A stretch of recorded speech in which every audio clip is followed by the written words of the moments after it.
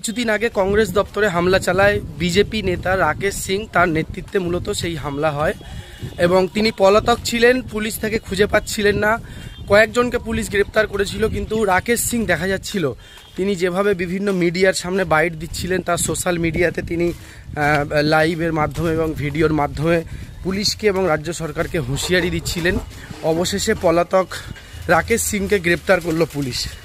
পালিয়ে কিন্তু বাঁচতে পারলো না রাকেশ সিং, তাকে রাত 2টোর সময় পুলিশ গ্রেপ্তার করেছে। এই মুহূর্তের সব থেকে বড় খবর, এবং এ বিষয় নিয়ে আমরা কথা বলেছিলাম তৃণমূলের মুখপাত্র তন্ময় ঘোষ এবং কংগ্রেসের মুখপাত্র সুমন রায় চৌধুরী। তারা কি বলছে চলুন সরাসরি শুনে নেব। मोदी जी जिंदाबाद। कलकत्ता पुलिस होशियार, राकेश सिंह कभी डरा नहीं है, ना कभी डरेगा। বিজেপি নামক দলটিতে যারা থাকে তারা মনে করে যে বিজেপি করলে সমস্ত অপরাধ থেকে মুক্ত হওয়া যায়, অর্থাৎ অপরাধীদের যে আশ্রয়স্থল বিজেপি, সেটা তো বারবার প্রমাণ হয়েছে বিভিন্ন ক্ষেত্রে সারা দেশ জুড়ে। সেও হয়তো ভাবছে সেই জন্য যারা দাগী অপরাধী তারা বিভিন্ন সময় গিয়ে বিজেপির ছাতার তলায় আশ্রয় নিচ্ছে এবং একবার মুখে বিজেপি জিন্দাবাদ, মোদিজি জিন্দাবাদ বললে হয়তো তারা ভাবছে ছাড় পাওয়া যাবে, কিন্তু তারা ভুলে যাচ্ছে ভারতবর্ষ চলে সংবিধান অনুযায়ী, ভারতবর্ষের আইন অনুযায়ী, সেই আইনের বাইরে কেউ নয়। সুতরাং তাদের এই আস্ফালন পশ্চিমবঙ্গ পুলিশ গুরুত্ব দেবে বলে মনে হয় না। বাংলার মাটিতে আইনের শাসন চলে, বহিরাগত যে লোকজন আছেন যারা এখানে এসে আইন শৃঙ্খলা ভেঙে বাঙালিদেরকে ধমকানো চমকানোর চেষ্টা করছেন, তাদেরকে এটা বুঝে নিতে হবে এই বাংলার মাটিতে বাঙালিদের মতো করে বাঙালিদের সাথে একসাথে থাকতে হয়। আমরা বাইরে থেকে যে সমস্ত লোকজন এসছেন তাদেরকে নিজেদের মতো করেই মনে করি এবং এই বাংলায় যারা আছেন তারা প্রত্যেকেই বাঙালি সেই হিসাবেই মনে করি। কিন্তু একই সঙ্গে যদি বাইরে থেকে কেউ এসে বাঙালিদের সম্প্রীতি নষ্ট করার চেষ্টা করে, বাঙালিদের বাংলায় যে আইন আছে সেই আইনের শাসন নষ্ট করার চেষ্টা করে, তাহলে তারা যেন মনে রাখে এই বাংলা নেতাজির বাংলা, ক্ষুদিরামের বাংলা। এই বাংলায় যেমন শ্রী চৈতন্য মহাপ্রভুর জন্ম হয়, এই বাংলায় সেরকম ক্ষুদিরাম, প্রফুল্ল চাকি, বারিন ঘোষদেরও জন্ম হয়। সেটা মাথায় রেখে আশা করি তারা বাংলায় সকলের সাথে মিলেমিশে থাকবেন। আর এরকম যারা সমাজ বিরোধী, যাদের 2 পয়সার দাম নেই, যাদের একমাত্র জীবিকা হচ্ছে অন্যের উপর আক্রমণ করে, খারাপ কথা বলে, অন্যান্য বিভিন্ন, আমি শুনেছি এই লোকটি এর আগেও বিভিন্ন কিছুর সঙ্গে জড়িত ছিল, তো যারা এইভাবে জীবন ধারণ করে পরজীবী, তাদের আইনের শাসন অনুযায়ী যা হওয়ার সেটাই হবে। मोदी जी जिंदाबाद।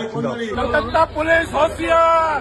এগুলো হচ্ছে মমতা বন্দ্যোপাধ্যায় এবং ভারতীয় জনতা পার্টির সেটিং। কারণ সংবাদ মাধ্যম রাস্তায় দাঁড়িয়ে তার বাইট নিচ্ছে আকাশবাণী কলকাতার সামনে, কিন্তু মনোজ ভার্মার পুলিশ প্রশাসন তাকে খুঁজে পাচ্ছে না। একটা কুখ্যাত দুষ্কৃতী যে আগে এই গাঁজা আফিম জাতীয় নেশার দ্রব্যের কেসেও ফেঁসেছিল, সে খোলা বাজারে ঘুরে বেড়ায়, সে অন্যান্য রাজনৈতিক দলের দপ্তরে ঢুকে ভাঙচুর করে, পতাকা জ্বালায়, তারপরেও কলকাতা পুলিশের 3 দিন 4 দিন লেগে যায় তাকে গ্রেপ্তার করতে। কেন লেগে যায়? মমতা বন্দ্যোপাধ্যায় এই অ্যাক্টিভিটি গুলো অ্যালাউ করে বিজেপিকে প্রাসঙ্গিক রাখার জন্য, এই অ্যাক্টিভিটি গুলোকে অ্যালাউ করে।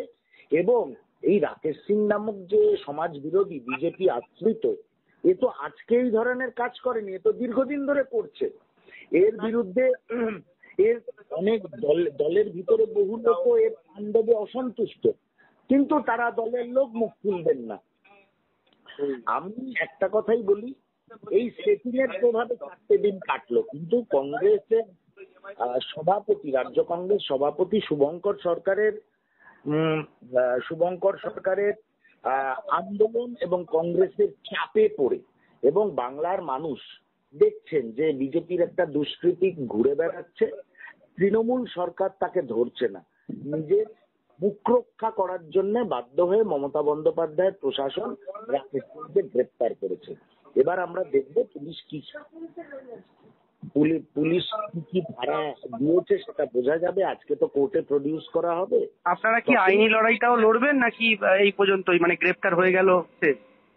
আইনি লড়াই, পুরো লড়াই করবে প্রদেশ কংগ্রেসের আইনজীবী সেল। হ্যাঁ।